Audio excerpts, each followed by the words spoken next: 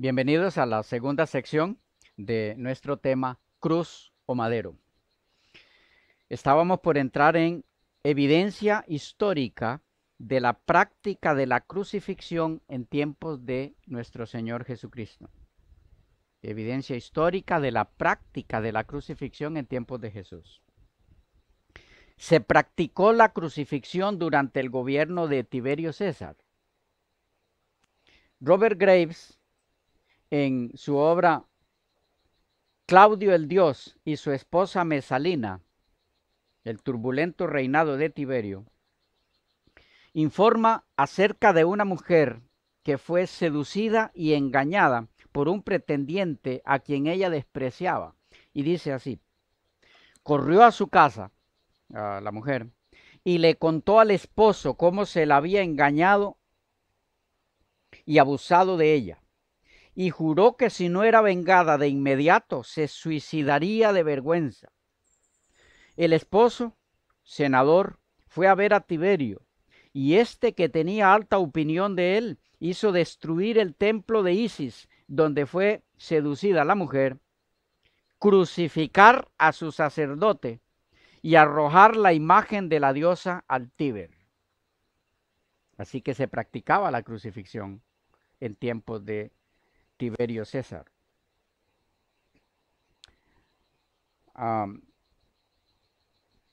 En otra ocasión, según este mismo historiador, se acusó a 4 judíos prisioneros de que habían convertido a una noble de la familia judía a su fe, afirmando que la habían convencido de que enviara ofrendas votivas de oro y telas de púrpura al templo de Jerusalén para luego vender estos regalos en su propio beneficio.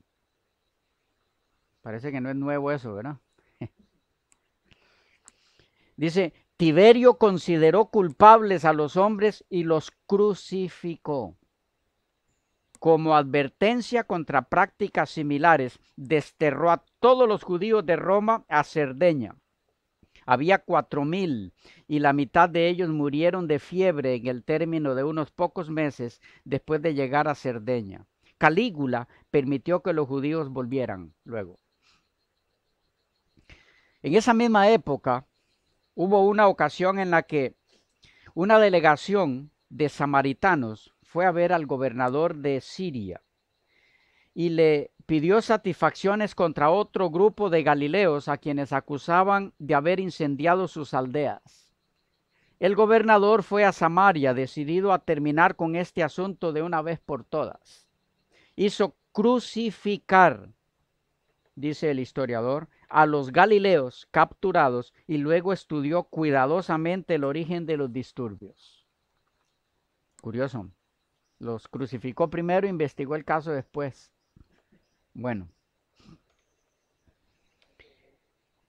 el siguiente resumen histórico de la práctica de la crucifixión antes, durante y después de Cristo da luz a nuestro estudio e informa sobre los pormenores de ese método, tomado de Roma de los Césares, de Juan Eslava Galón.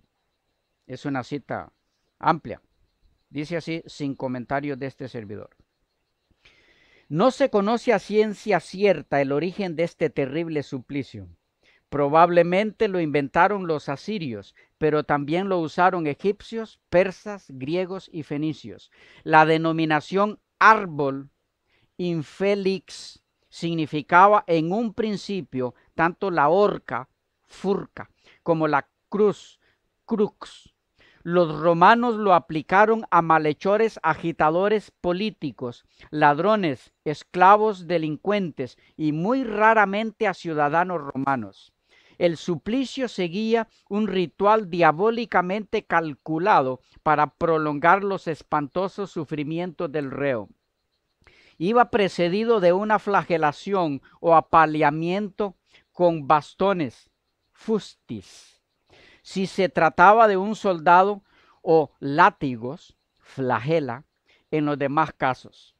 Pero si el supliciado era incendiario, se azotaba con un látigo ardiente, fragua. Cadenillas de hierro rematadas con bolitas de bronce, todo ello previamente calentado al rojo sobre un brasero.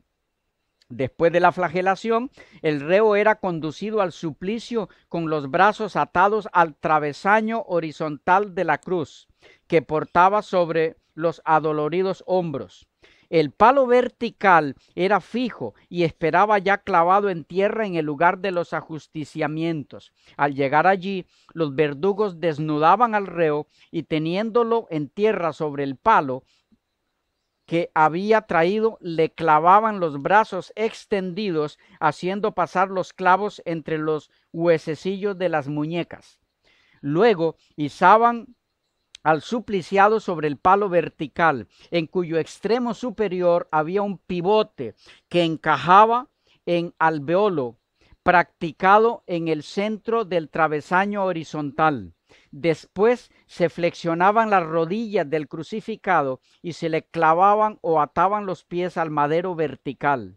Los restos de un crucificado del siglo I, descubiertos y estudiados por arqueólogos israelíes cerca de Jerusalén en 1968, presentan un único clavo de 18 centímetros de longitud que atravesaba los talones lateralmente.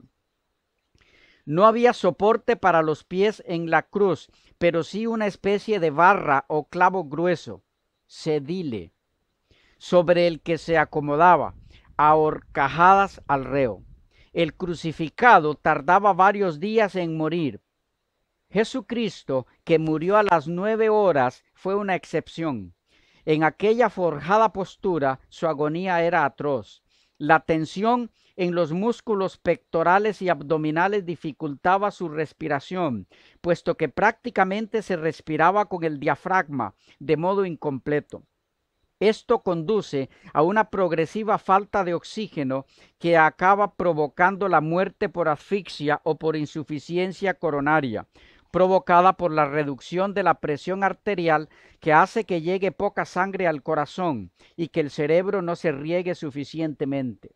No obstante, cuando el crucificado siente que le falta el aire, descansa su peso sobre el cedile para aliviar los músculos del tronco. Entonces la sangre vuelve a subir y la sensación de asfixia se mitiga, pero el dolor que el cedile provoca sobre el perineo es tan insoportable que nuevamente el crucificado levanta su peso para aliviarse, lo que vuelve a poner en marcha el proceso que conduce a la asfixia o al infarto.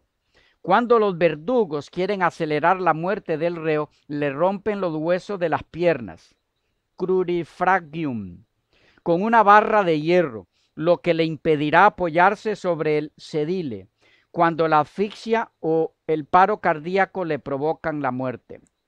Por el contrario, en algunos casos se podía prolongar la agonía y el suplicio del crucificado perforando su costado derecho de una lanzada para que el aire penetrara directamente al pulmón, a modo de rudimentario y brutal neumotórax. La crucifixión fue empleada por los romanos hasta el año 337, en que Constantino la abolió por respeto a la memoria de Jesucristo. Leí de la página 77 de Roma de los Césares, de Juan Eslava Galón. En Historia Universal de Isaac Asimov, El Imperio Romano, se lee: Jesús fue crucificado sencillamente como un rebelde más que recibía el castigo habitual, y esto parecía ser todo. El Imperio Romano de Isaac Asimov, Historia Universal, página 21.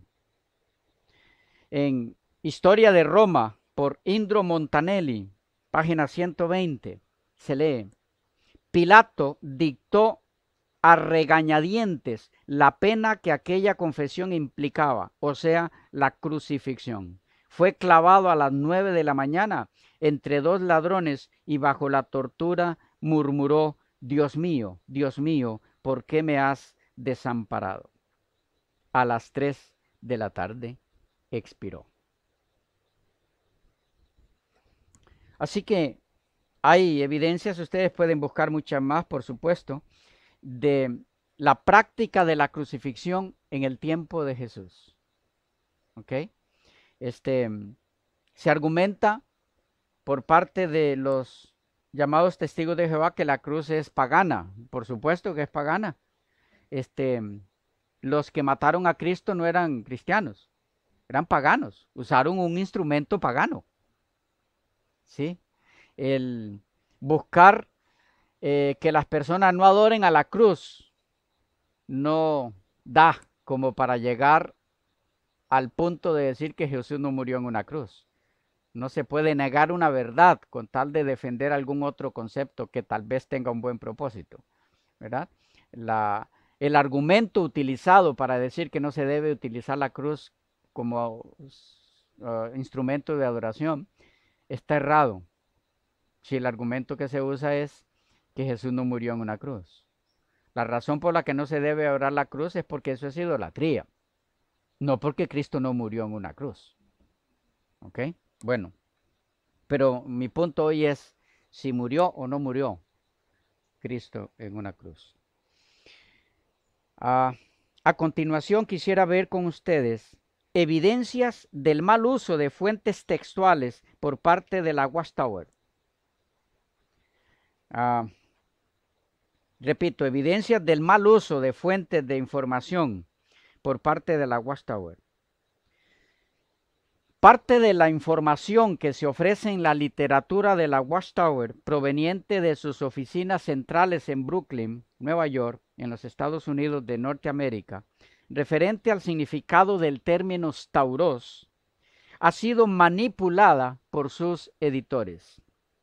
Es decir, información alusiva al significado del término stauros, ofrecida por algunos léxicos y diccionarios, ha sido mal usada, alterada y manipulada a fin de hacerla calzar con los conceptos prejuiciados y subjetivos de los autores de la literatura de la Watchtower, razón por la cual dicha literatura no es de fiar. Algunos ejemplos. En la página 92 de la edición de 1985 del libro Razonamiento a partir de las Escrituras, que tengo aquí en mis manos y ustedes pueden ver luego en la pantalla en forma más clara. En la página 92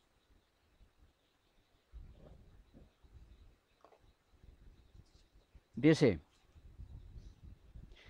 el diccionario ilustrado de la Biblia de Wilton M. Nelson, 1977, bajo cruz, señala: la palabra griega stauros, cruz, significa palo o estaca vertical. Ya, esto es lo que dice, lo que estoy leyendo aquí textualmente y ustedes pueden leerlo en la pantalla. Si usted lee esto así, ¿a qué conclusión llega? A que lo único que ese diccionario dice sobre cruz es eso: palo vertical. Y a partir de allí ya no se continúa citando al diccionario de Wilton M. Nelson. Veamos el por qué. La información completa de dicho diccionario, todo lo que dice después, lo que ellos le quitaron, no le añadieron ahí, o no lo incluyeron. Le leo la información completa de la misma página que ellos citan. Ustedes pueden seguirme con la vista también, porque está allí en la pantalla. Cruz, crucifixión, instrumento de muerte en que murió Jesucristo. Note cómo empieza el diccionario, que ellos citan para decir que ese diccionario dice que stauros no significa cruz, sino solo palo vertical. El mismo diccionario, en la misma página que citan, empieza diciendo instrumento de muerte en que murió Jesucristo. Qué tremendo. Bueno, dice: inspirado quizás en la antigua costumbre de empalamiento, ya que la palabra griega stauros, cruz, significa palo o estaca vertical. Ahí está el pedacito que ellos pusieron. Palo o estaca vertical. Inventada posiblemente por los persas o fenicios. La usaron los griegos y cartagineses y sobre todo los romanos. Además de la cruz simplex o palo vertical, se empleaban otras formas. La cruz con misa o de San Antonio, que tenía la forma de una T mayúscula, y la cruz inmisa, en que el palo vertical sobresalía sobre el horizontal. Según la tradición, esta última fue la cruz en que murió Jesús. La referencia en los evangelios al título sobre la cabeza de Jesús, por ejemplo, Mateo 27:37, respalda esta idea. La cruz consistía en un palo vertical de unos 2,5 metros de largo, que muchas veces se dejaba permanente en el lugar de ejecución.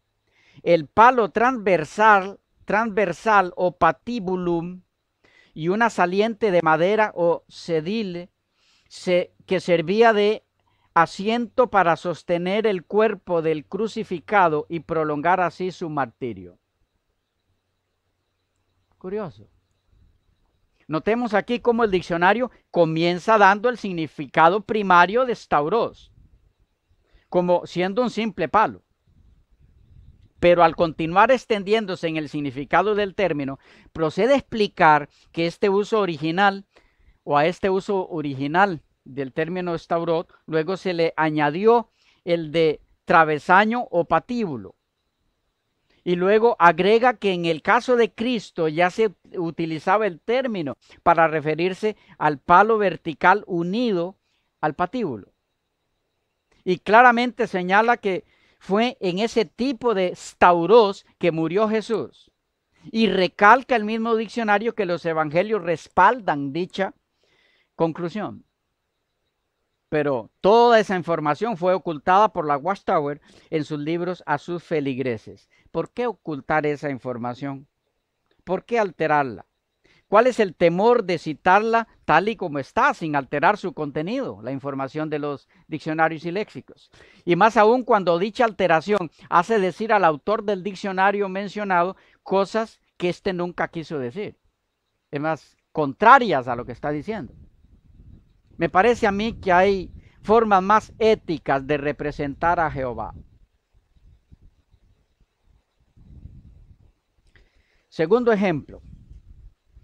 En el mismo libro de la Watchtower citado, Razonamiento a partir de las Escrituras, en la misma página 92, dice: el diccionario bíblico en inglés de Imperial Bible Dictionary reconoce lo mismo al decir la palabra griega para cruz, stauros, significaba apropiadamente un madero, un poste en posición vertical o palo de una estacada, del cual se podía colgar cualquier cosa o que se podía usar para empalizar, cercar un pedazo de terreno. Hasta entre los romanos, la crux, de donde deriva nuestra palabra cruz, parece haber sido originalmente un palo en posición vertical. Edición preparada por P. Fairbairn, Londres, 1874, tomo 1, página 376. Así es citado en Razonamiento a partir de las Escrituras, página 92. Ahora, comprobemos cómo esta información que se les proporciona por parte del cuerpo gobernante en Brooklyn a las otras ovejas tampoco es honesta. No es fiel ni veraz con relación al objetivo del autor que citan, sino que mienten sobre el propósito del autor. Permítanme compartir con ustedes las declaraciones del autor citado sin quitarles lo que se le quitó en Razonamiento a partir de las Escrituras. Leo las declaraciones completas, así que voy a repetir parte de lo ya leído. Dice este autor, citado por ellos: la palabra griega para cruz, stauros, significaba apropiadamente un madero, un poste en posición vertical o palo de una estacada, del cual se podía colgar cualquier cosa o que se podía usar para empalizar, cercar un pedazo de terreno. Pero una modificación fue introducida cuando el dominio y las costumbres de Roma se extendieron a los países que hablaban griego. Eso no lo citaron, ¿verdad? Sigue diciendo, hasta entre los romanos la crux, de donde deriva nuestra palabra cruz, parece haber sido originalmente un palo en posición vertical, y esta siempre permaneció como la parte más prominente. Pero a partir del momento en que comenzó a ser usado como instrumento de condena, un pedazo de madera transversal fue comúnmente añadido, aunque no siempre después, porque parece que hubo más formas de morir que aquellas por medio de la cruz. Estas a veces siendo realizadas por traspasar al criminal por un palo que se introducía por su parte trasera y espina y salía por la boca. Adactum per medio hominem, qui per os emergat stipiten, citando a Séneca EP 14. Sigue diciendo el diccionario, en otro lugar, y da la cita, Séneca menciona 3 diferentes formas. Yo veo, él dice, Séneca, 3 cruces, no de un solo tipo, sino hechas de diferentes maneras, unas suspendiendo boca abajo a las personas, otras traspasándolas por sus partes íntimas, otras extendiendo sus manos sobre un patíbulum. No hay duda de que la última fue la más común y que por el período de la era evangélica la crucifixión fue frecuentemente consumada al suspender al criminal sobre una pieza transversal de madera. Todo eso está en The Imperial Bible Dictionary, página 376. Así está la cita completa.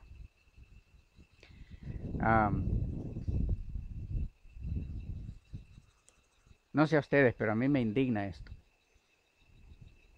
¿Cómo pueden editarse revistas y libros citando a algunos autores para hallar refugio en conceptos que no tienen fundamento ni bíblico ni histórico?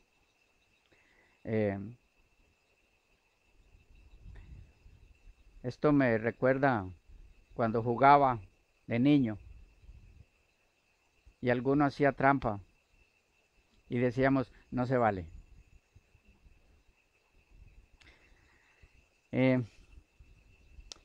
Hay algunos ejemplos más que voy a darles de autores que son mal usados, mal citados. Vamos a ver unos al final de nuestro tema, pero en esta ocasión quisiera compartir con ustedes algunas declaraciones que muestran o son evidencias de la muerte de Cristo en una cruz en la literatura antigua de la Watchtower. Es decir, vamos a ver algunos libros antiguos de la Watchtower donde se evidencia que Cristo murió en una cruz, tanto en texto como en imágenes. ¿Ok? Pero se nos fue el tiempo, nos queda para la próxima sección.